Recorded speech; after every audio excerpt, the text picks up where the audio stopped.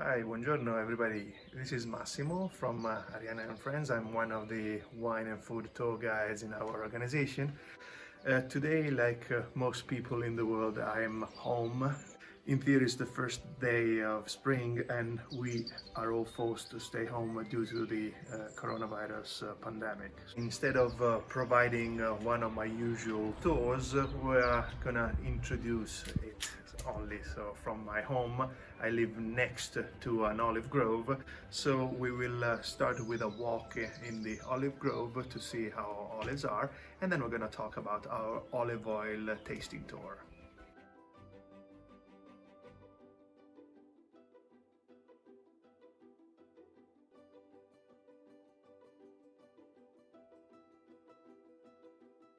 As you can see, we are walking down into the olive grove right next to my house. There are about 120 olive trees right where I live. They belong to the owner of my house, and this is quite a common thing here in Tuscany. A lot of people have olive trees in their property. I'm lucky enough to live right next to an olive grove as beautiful as this.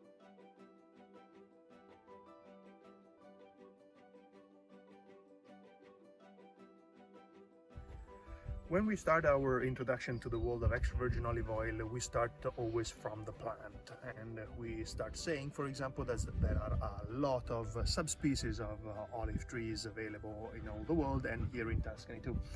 For example, this olive tree right next to me is a leccino, and leccino is visible because of a very tiny and long leaf, which is skinny and peaked like this.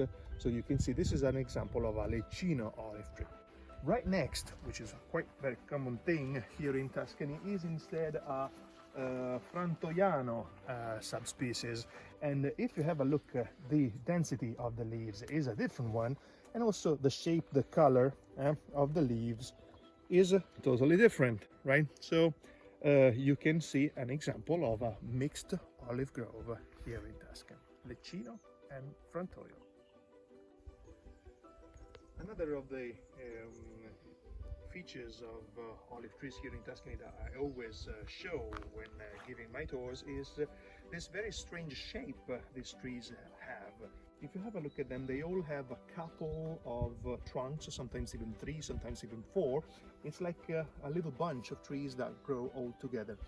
This is a very common thing here in Tuscany, and it results from basically a disaster, a natural disaster. In these days we are experiencing a pandemic, but it's not the first time that our region is experiencing something terrible.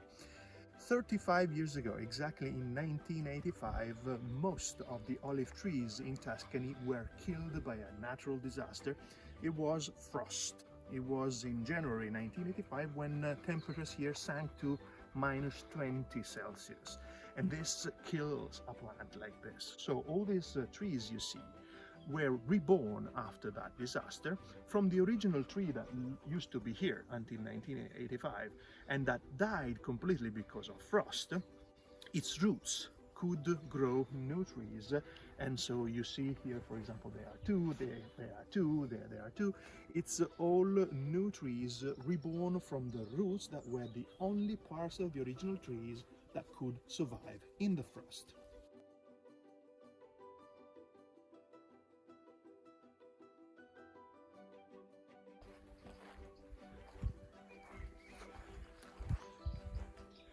So plants are now restarting their vegetation time. It's late March. All through April and May they will create a new vegetation, new twigs, new leaves. On the new twigs then olives will grow, right? Initially these are little flowers, and then in average 1 flower out of 5 will provide an olive. We are able to see the first olives in late May and early June. All through the summer, so June, July, August and September, olives will only grow and they'll be all completely green. Starting from the beginning of October, mid-October, some olives will start turning color. All olives turn color from green to black. And when the majority of them have started the turning of the color and become slightly brownish, purple, and eventually turning to black, that's the right time for us to harvest them. The harvest takes place in October, and in October, all of us, all the Tuscan producers of extra virgin olive oil, including me, including my dad, we pick our olives and we take them to the closest oil mill for squeezing.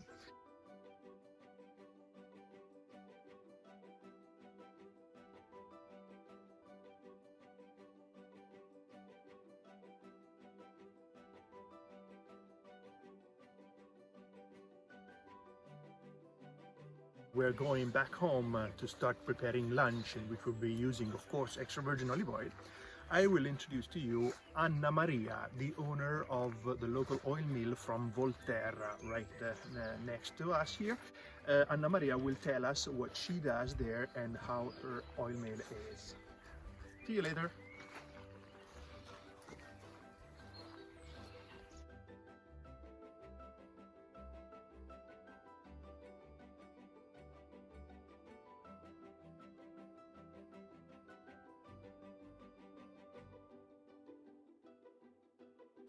Ciao Massimo, ben arrivati al Frantue dei Colli Toscani. Io sono Anna Maria, la titolare. Venite, entriamo dentro e vi faccio vedere le macchine.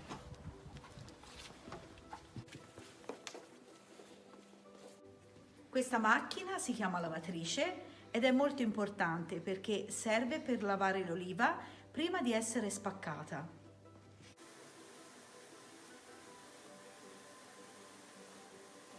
Poi l'oliva entra in questa tramoggia e va nel frangitore. Il frangitore spacca il nocciolo e la polpa insieme e crea una sorta di piccolo patè d'oliva per prepararlo alla lavorazione nella gramola. In questa macchina, che è la gramola, si amalgama il prodotto tutto insieme. Acqua di vegetazione dell'oliva, nocciolo e polpa e olio, circa 20 minuti di lavorazione e il prodotto è pronto per passarlo alla centrifuga che separa il liquido dal solido.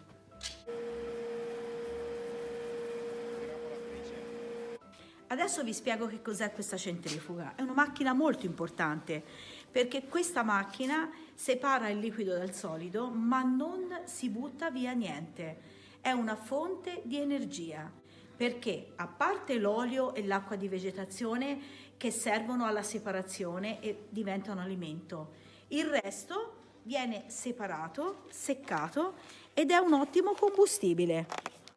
Questo è il nocciolino già pronto per alimentare le stufe a pellet e a nocciolino. Mentre l'acqua di vegetazione che esce dal separatore dopo aver tolto tutto l'olio va in un'altra macchina e alimenta un impianto di biomassa di 1 mega per la produzione di energia elettrica. Quindi questo mondo non inquina, è tutto bio, tutto free e non si butta via niente, si recupera qualsiasi elemento dell'oliva.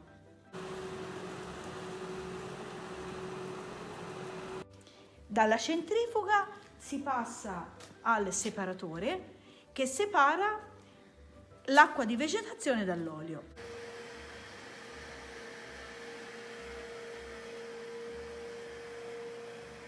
In 45 minuti arriva l'oliva e lì esce l'olio.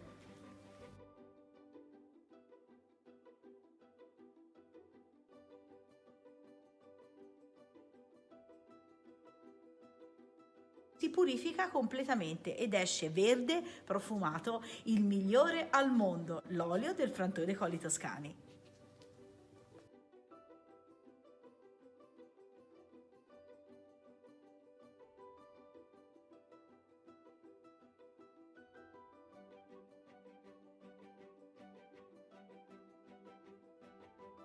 Two cups here, you see 2 kinds of olive oils. One of them in a white plastic cup is the commercial one.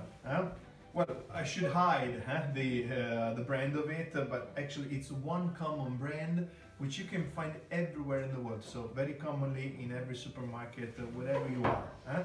So it's a commercial one. It's still called in Italian olio extravergine d'oliva. Actually, they are hiding something which is hardly Italian, and there's very little Italian in this. Instead, Anna Maria's extra virgin olive oil has got a label which is probably not so appealing, but she makes an honest one and a real one. Now, something that helps you choose as a consumer is, for example, this idea, 100% Italian. It's written, there is an Italian flag and it's written, prodotto 100% italiano. This tells already something.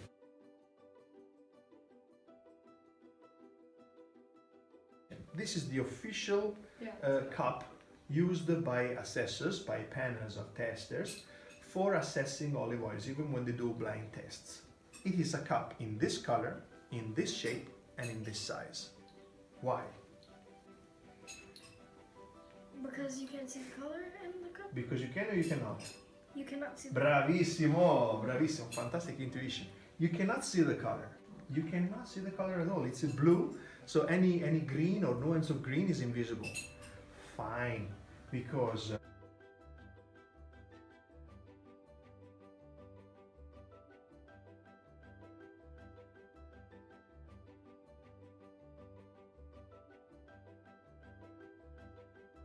by Anna Maria with a flour of Asian grains and walnuts, right? Ci sono le noci, vedo. And in here, you pour the olive oil on top and enjoy. And this is the way to enjoy olive oil. It's a food. You enjoy it with bread, you enjoy it on salad, you use it for cooking.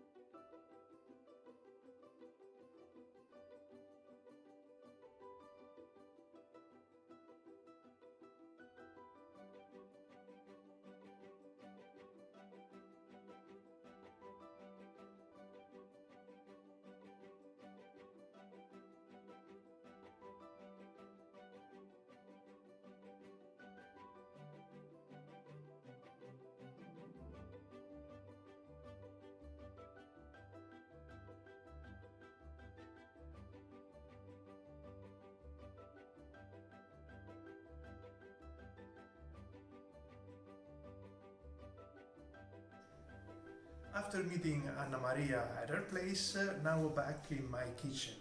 We are preparing lunch today. We are making a nice topping for pasta with artichokes and on a base of onions. I'm gonna use, of course, olio extravergine d'oliva, quite an amount because in our culinary tradition we like giving it generous amounts, like this.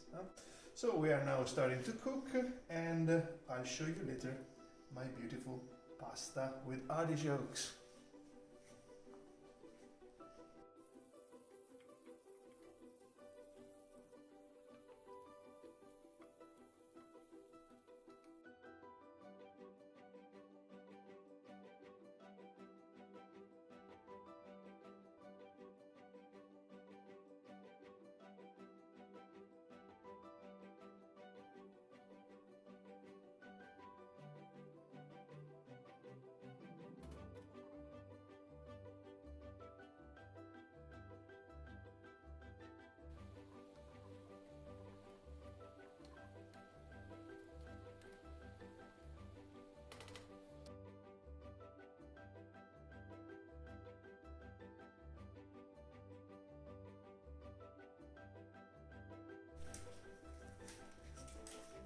And here we go.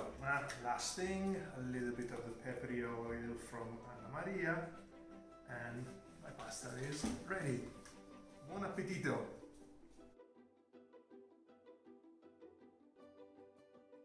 Oh, and a last thing to remember, extra virgin olive oil must stay in the dark, never keep it in the light like this. So, back in the cupboard and close it.